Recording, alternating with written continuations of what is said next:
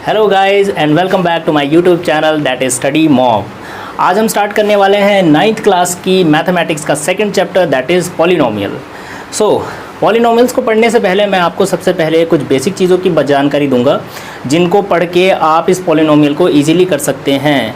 और अगर आप में से कोई स्टूडेंट मैथ्स में बहुत ज़्यादा वीक है तो उनके लिए मैं एक अलग वीडियो बना दूंगा to boost your mathematics in higher level. Okay, so let's get started.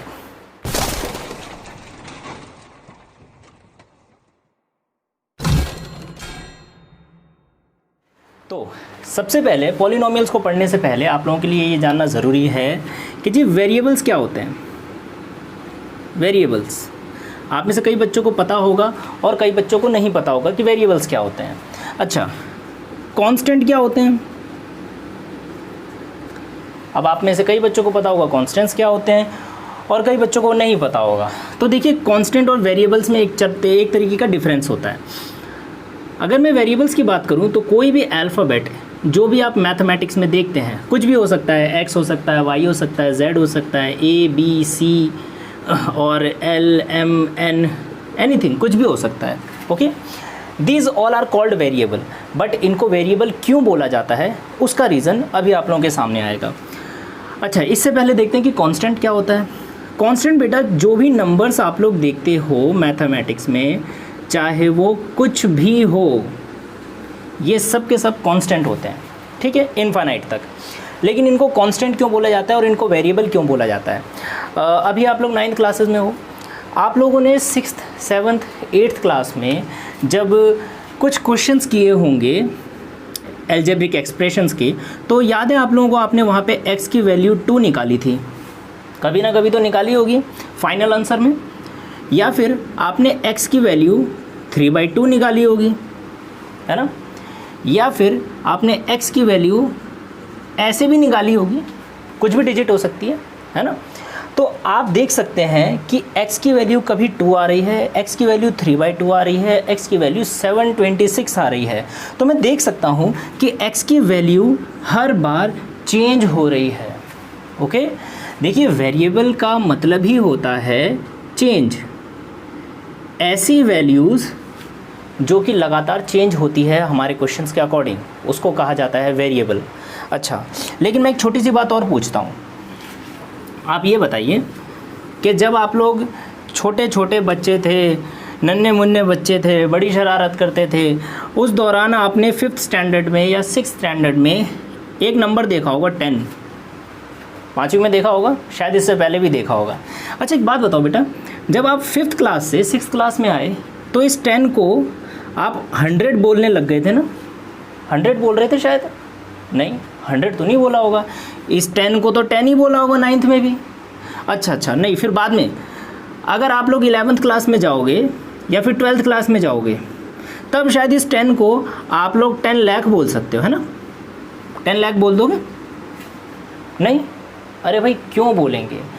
जो 10 है वो हमेशा 10 ही रहेगा। आप चाहे कोई भी मैथमेटिकल इक्वेशन कर लो, कोई भी सवाल कर लो, इसकी वैल्यू कभी चेंज नहीं होगी, किसी क्लास में चेंज नहीं होगी, पूरी ज़िंदगी में चेंज नहीं होगी।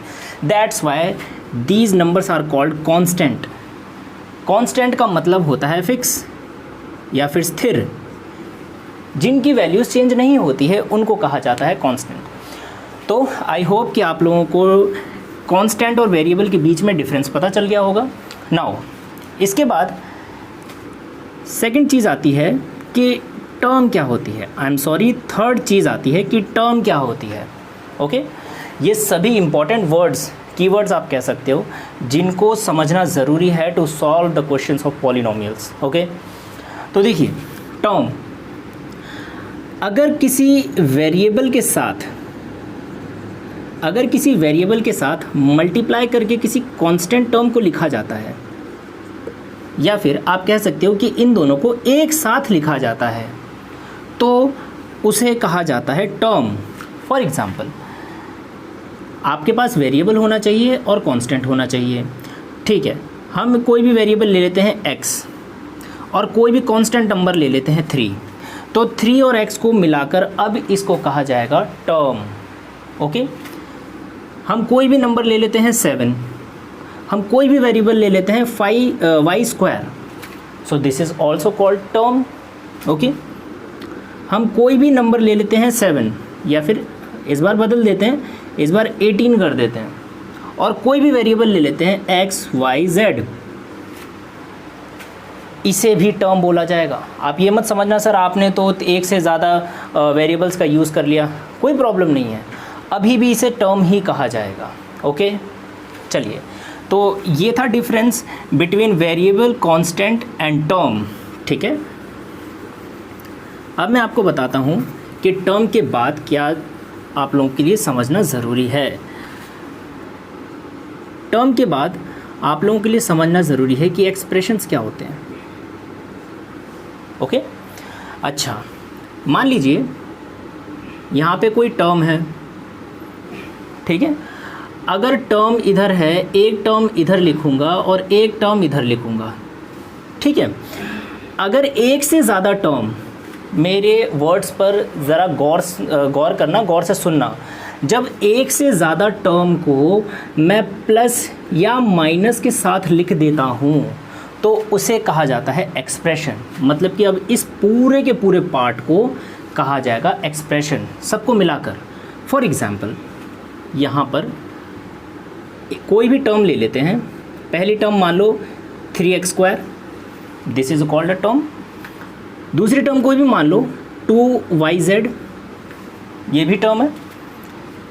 तीसरी टर्म मान लो 5xyz, ये भी टर्म है। जब हम एक से ज़्यादा टर्म को प्लस या माइनस के साथ, कुछ भी रख सकते हो, माइनस रख दो, प्लस रख दो, तो अब इस पूरी पार्ट को कहा जाएगा एक्सप्रेशन। ओके, जब एक से ज़्यादा टर्म्स को प्लस या माइनस के साथ रखा जाता है तो उसे कहा जाता है एक्सप्रेशन। चलिए, नाउ हमने एक्सप्रेशन समझ लिया, हमने वेरिएबल समझ लिया, हमने कांस्टेंट समझ लिया, हमने टर्म समझ लिया। अब हम आते हैं पॉलिनोमियल्स क्या होते हैं। पॉलिनोमियल्स, ठीक है, मैं एक छोटी सी डेफिनेशन लिखता हूँ, वो डेफिनेशन आपको हेल्प करेगी पॉलिनोमियल्स को समझने के लिए। An algebraic expression, an algebraic expression with power of whole number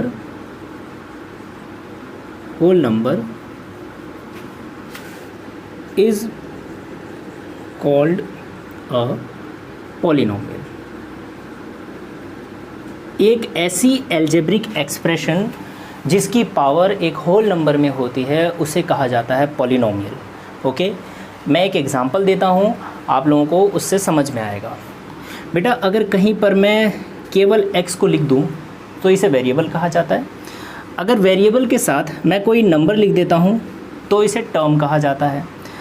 अगर मैं एक से ज़्यादा टर्म को प्लस या माइनस के साथ लिख दूँ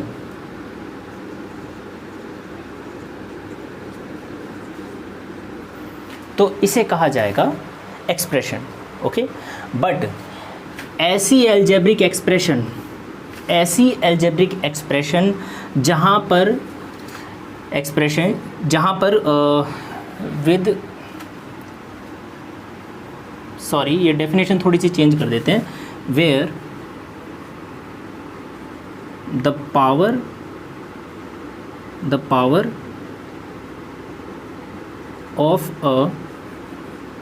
of variable is whole number। An algebraic expression where the power of variable is a whole number is called a polynomial। एक ऐसी algebraic expression जहाँ पर वेरिएबल की पावर एक होल नंबर होती है। आप मुझे एक बात बताइए बेटा, मैं आप लोगों के लिए इजी करने के लिए यहाँ पर सिर्फ 12y कर देता हूँ। अच्छा, आप लोगों को दो वेरिएबल दिखाई दे रहे हैं, एक है वेरिएबल x, दूसरा है वेरिएबल y। एक बात बताइए बेटा, यहाँ पर हमें सिर्फ वेरिएबल पे ध्यान देना है। अगर किसी एक्सप्रेशन को पता लगाना है कि ये पॉलिनोमियल है या नहीं तो आप सिर्फ और सिर्फ वेरिएबल पे फोकस कीजिए। यहाँ पर x की पावर कितनी है? आई थिंक x की पावर कुछ भी नहीं है, तो x की पावर 1 है। ओके, अच्छा, y की पावर कितनी है, कुछ नहीं दी हुई, तो y की पावर भी 1 है और x की पावर दी हुई है 3। आप मुझे बताइए 1, 1 और 3 इन तीनों में से कोई भी ऐसा नंबर है जो होल नंबर ना हो? नहीं, तीनों ही होल नंबर है, तो इस एक्सप्रेशन को हम पॉलिनोमियल कहेंगे। तो ये एक्सप्रेशन कहलाएगी पॉलिनोमियल। ओके, मैं एक और एग्जांपल से आप लोगों को समझाता हूँ। अगर कहीं दिया हुआ है x² + 2x + 3, तो हमें यहाँ पर ध्यान देना है केवल और केवल वेरिएबल पर। एक वेरिएबल x, दूसरा वेरिएबल x। इस x की पावर है 2 और इस x की पावर है देखो 1, कुछ नहीं दिया था तो पावर 1 हो गई। और 2 और 1 कैसे नंबर हैं? होल नंबर है। और जहाँ एक्सप्रेशंस की पावर होल नंबर होती है तो उस एक्सप्रेशन को हम पॉलिनोमियल कहते हैं। ओके, ये भी पॉलिनोमियल है। सो आई होप ये आपको समझ में आया होगा। नाउ कुछ छोटे छोटे पॉइंट्स हैं जिनके बारे में मुझे आपको जिक्र करना है, जो कि ज़रूरी है। ज़रा ध्यान से देखिएगा। अगर मैं कहीं लिख देता हूँ x³ + 2x + 7, ठीक है, मैं आप लोगों से पूछता हूँ बेटा ये बताइए क्या ये एक एक्सप्रेशन है? ध्यान दीजिएगा कि एक्सप्रेशन की डेफिनेशन क्या थी। जहाँ एक या एक से ज़्यादा टर्म, जहाँ एक से ज़्यादा टर्म प्लस या माइनस के साथ लिखे होते हैं उसे एक्सप्रेशन कहा जाता है। टर्म होनी चाहिए और प्लस और माइनस के साथ होनी चाहिए, ठीक। अच्छा एक बात बताइए, टर्म होनी चाहिए ना, तो क्या ये एक टर्म है? भाई टर्म कब बनती है? टर्म बनती है जब हम एक कांस्टेंट नंबर और वेरिएबल को साथ में लिख देते हैं। ये कांस्टेंट नंबर, ये वेरिएबल। लेकिन मैं इस एग्जांपल में देख पा रहा हूँ कि ये तो केवल वेरिएबल है, कांस्टेंट तो है ही नहीं सर यहाँ पर, है ना? नहीं बेटा, यहाँ पर कांस्टेंट है लेकिन छुपा हुआ है। कैसे?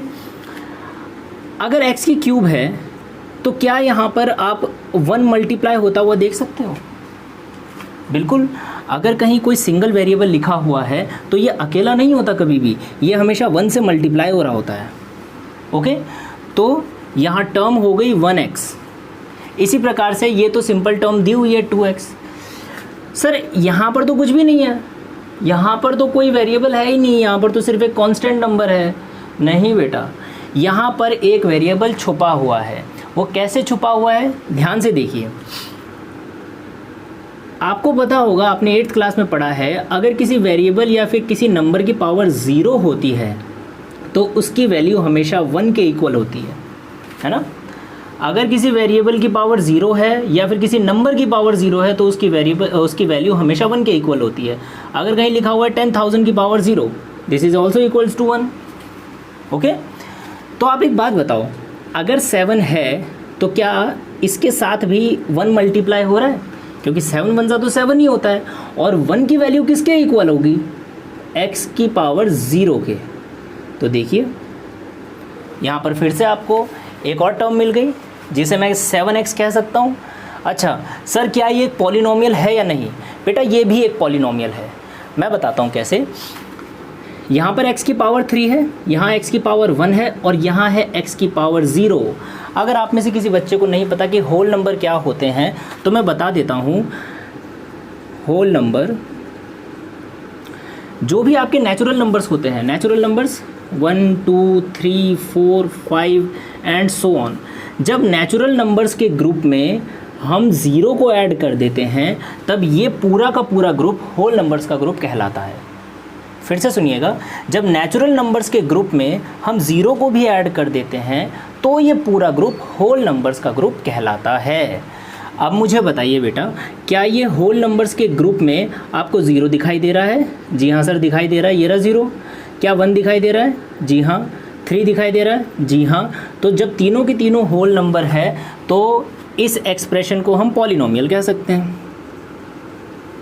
ओके, आई होप ये एग्जाम्पल आपको समझ में आया होगा। प्लीज़ अगर आप लोग, सबसे पहले मैं फिर से रिपीट कर देता हूँ, अगर आप लोग लेटे लेटे वीडियो देख रहे हो, अगर कोई ऐसा बच्चा जो लेटे लेटे या बैठे बैठे टाइम पास के लिए वीडियो देख रहा है तो आप लोग अच्छे नंबर तो भूल ही जाओ। आप लोगों को रगड़ खाते हुए हमेशा पास होना है, ठीक है? जो बच्चे पढ़ना लिखना चाहते हैं अच्छी तरह से, प्लीज़ वो नोटबुक और पेन लेके बैठो बेटा, और ऐसी इंपॉर्टेंट बातों को नोट करो। ये बातें आपको बार बार नहीं बताई जाएंगी, ठीक है। स्कूल में भी आप लोग देखते होंगे, सर मैम पढ़ा रहे हैं, कोई भी फैकल्टी जब आपको पढ़ाती है, कोई भी टीचर पढ़ाता है, हर टीचर अच्छा होता है, हर फैकल्टी अच्छी होती है। बेटा गलती आप लोगों की है कि आप लोग हर चीज़ को नोट डाउन नहीं करते, आप लोग हर चीज़ को थोड़ा आलस के चलते ना आप उसको नेगलेक्ट कर देते हो। तो प्लीज़ ये गलती मत करो, आप लोग प्रॉपर से अच्छी तरह से नोट्स बनाते हुए, जैसे आप कोचिंग में पढ़ते हो वैसे ही पढ़ो, ओके। चलिए नाउ लास्ट चीज़ पॉलिनोमियल से रिलेटेड। चलिए जो लास्ट चीज़ है, आप लोगों में से कई लोगों ने पढ़ा होगा monomial, binomial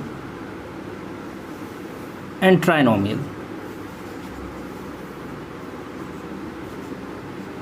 monomial, binomial and trinomial, okay. अच्छा मोनोमियल क्या होते हैं बेटा? सिंपल सा, जब एक टर्म को अकेले लिख दिया जाता है, दैट इज़ कॉल्ड मोनोमियल। जब भी किसी टर्म को अकेले लिख देंगे, इस टर्म को कहा जाएगा मोनोमियल। ये एक टर्म लिखी, इसको कहा जाएगा मोनोमियल। 18xyz, इसको कहा जाएगा मोनोमियल। सारी की सारी टर्म अकेली हैं, ठीक है, सिर्फ एक कांस्टेंट नंबर और वेरिएबल को जोड़ के लिखा गया है, जो कि मल्टीप्लाई होने के बाद फिर से एक नंबर ही बनाते हैं। अच्छा, इसी तरह से बाइनोमियल क्या होता है?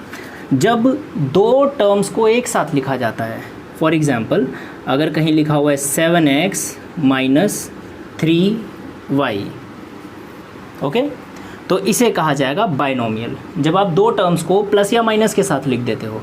इसी प्रकार से अगर आप किसी तीन टर्म को प्लस या माइनस के साथ एक साथ लिख देते हो, now this is called trinomial, जहाँ पर तीन टर्म होती हैं, प्लस भी हो सकता है, माइनस भी हो सकता है, ठीक है। सो ये था पॉलिनोमियल्स का कुछ बेसिक्स। आई होप ये वीडियो आप लोगों को पसंद आई होगी। अगर पसंद आई है तो प्लीज़ लाइक कर दो यार, सब्सक्राइब कर दो, शेयर कर दो, okay. Thank you so much.